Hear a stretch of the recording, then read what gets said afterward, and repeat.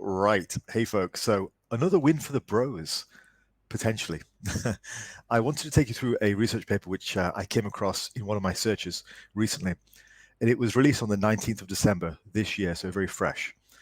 The reason that I find it particularly interesting is it points to the efficacy of a practice which is embedded in bodybuilding law over the many decades, but one which has been questioned by modern hypertrophy science. So for those of you who follow my work, you know that recently I've been quite critical of hypertrophy science as a whole, but I feel like I'm in a position to do that because I actually read the papers. And so I'm reading these papers, and I found this one to be quite interesting. So I want to bring this to my audience and see what you guys think. Now, the paper in question is called "The Anabolic Response to Protein Ingestion During Recovery from Exercise Has No Upper Limit in Magnitude and Duration in Vivo in Humans." First of all, in vivo, what does that mean? In vivo means in humans, actually in real tests, not in a laboratory, not in cells. In vitro discusses things in a laboratory in cells. So whenever you're looking at studies, you want to try to bias in vivo studies rather than in vitro ones, because in vivo is more of a representation potentially of real life application. So I personally still know quite a few bodybuilders who have no interest in the science at all. Now, a lot of my audience, you may not want to admit it, but a lot of you guys are very much beholden to hypertrophy science. It's embedded within our little community quite heavily. People may not want to admit that, but it certainly is. Despite what you guys may think about hypertrophy science, our little fitness community is still very much affected by it. Now, I feel like I straddle both lanes. I have a lot of friends, a lot of my actual bodybuilder, powerlifting friends who I came up with have no interest in the science at all. Like, you have to understand, out of the entire bodybuilding community, the guys who look at the science are a very small niche group of people who mostly live online. A lot of guys don't pay attention to any of this, never have, and more than likely never will. Now, for a lot of those guys, they do things in what we would consider to be very pro ways. And I like to be open-minded to listen to them.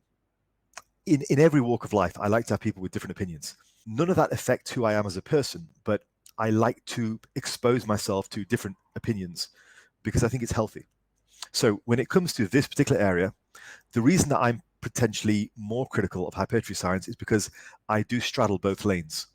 I talk to real bodybuilders, real powerlifters, and I have done for decades, and I see what they're doing to get actual results.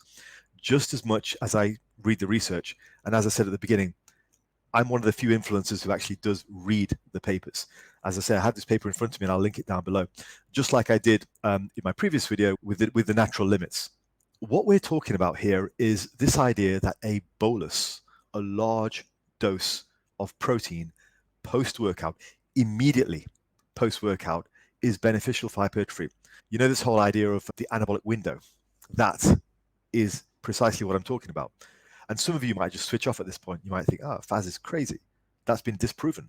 And the classic line, it's not a window, it's a barn door. You guys heard that? Yeah. That came about from hypertrophy research, which was done over the last 10 to 15 years by Brad Schoenfeld. However, this recent study may be questioning that and maybe redirecting science back towards what the bros not only were doing, but are still doing in the modern era. I'm going to just briefly talk you through this paper. The actual paper is down below, linked in the description. Feel free to have a read yourself. If you would like me to help you interpret the paper, feel free to ask questions in the comments. But essentially what the paper did was they tested a large bolus of protein immediately after what was a full body hypertrophy routine done with about 2 sets to failure for every muscle group in the body. And they did some fairly precise testing. And what they found was a bolus of protein. In this case, it was 100 grams of protein via whey immediately after training, resulted in an elevated anabolic response over the course of the next 12 plus hours. So you have a situation where previously the thinking was that 20 to 25 grams was enough to maximize muscle protein synthesis, and we should be doing that multiple times per day. And so the general idea was as long as you're getting enough protein over the course of the day in multiple dosings, like 25 grams at a time, 25 to 50, you're good.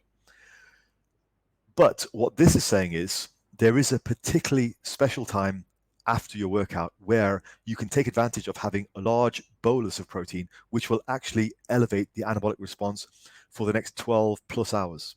So there is a case to be made, according to this paper, that sure, carry on spreading out your meals, but after workout, slam that really large protein shake, which is, again, what bodybuilders have been doing for decades and what a lot of my friends still do to this day and age.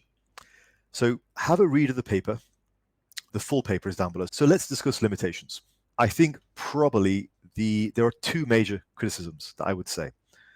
First of all, it's one paper which goes against a body of evidence which has been building. Even though that body of evidence does run counter to practical experience, it's a body of evidence. And also, I would say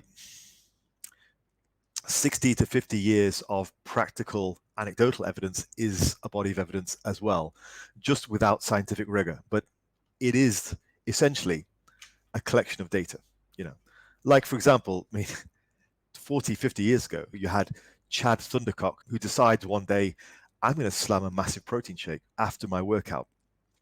And Johnny One Plate next to him says, you don't want to do that, Chad. I'm just going to carry on doing my protein across the day. And Chad Thundercock's like, no, you know what? I think this is going to work. And he does it. It works. He gets really jacked. He passes that knowledge on to other people. They try it. They find it works. And it snowballs and snowballs. And really, that is the beginnings of the scientific process, just without the rigor of eliminating other factors. But it is a form of science. And that has been happening over decades and decades. A lot of that came to a standstill when the science indicated that wasn't necessary. But it doesn't negate 50 to 60 years of practical hands-on experience by actual bodybuilders who have seen the benefit of it. So the first criticism is the paper is potentially running counter to a body of scientific work, but not necessarily counter to a body of anecdotal evidence. The second criticism, I think, is the measure was muscle protein synthesis. That's not necessarily going to correlate to muscle growth, which I know sounds a bit strange. Muscle protein synthesis elevations via frequent bouts of training also doesn't necessarily correlate to muscle growth. So we saw this in the frequency research about 8 years ago. People were going wild about high training frequencies to enhance muscle protein synthesis. Now, that didn't really pan out because it doesn't always translate to more growth. But enhanced MPS via training versus enhanced MPS via diet and training are two different things. If you are enhancing your MPS via training, but your diet doesn't support muscle growth, you're not going to grow. But if you're enhancing your MPS via diet and training, it's more likely you're going to grow. At least that's my interpretation. So that is a potential criticism. It may be something which is not valid. So just to sum this up in terms of practical applications, first of all, I'm not recommending anyone try this. That's not my place. What I am saying is what people are doing and have been doing for decades is having a large bolus of protein immediately after training. That could be as high as 100 grams. Now, apparently, the law goes that is great for gains. According to this paper, that may elevate your anabolic response for at least the next 12 hours. So that should translate to more muscle growth. That is the practical application. I'm not saying to try it, but there is a case to be made, at least in bodybuilding law, that protein is super, super important. And this idea of a post-workout shake immediately after training is viable. But in any case, that's the practical application. If you want to cut to the end and know how does this apply, it's something that I may experiment with, but that is what you would do, and that is what the study shows. Have a large bolus of protein post-workout, immediately post-workout, and that may well help. The study supports that. Also, decades of anecdotal evidence seem to support that as well. It is bodybuilding law at this stage. Yeah, I found it pretty interesting.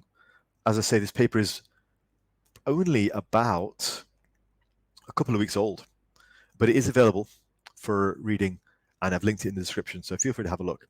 I think this is something that people are going to be talking about quite a lot in the industry over the course of the next month or so. I think a lot of influencers will probably have a look at this paper, but yeah, I'm the first. I'm going to call it there, and I will speak to you guys in the next one. Peace out.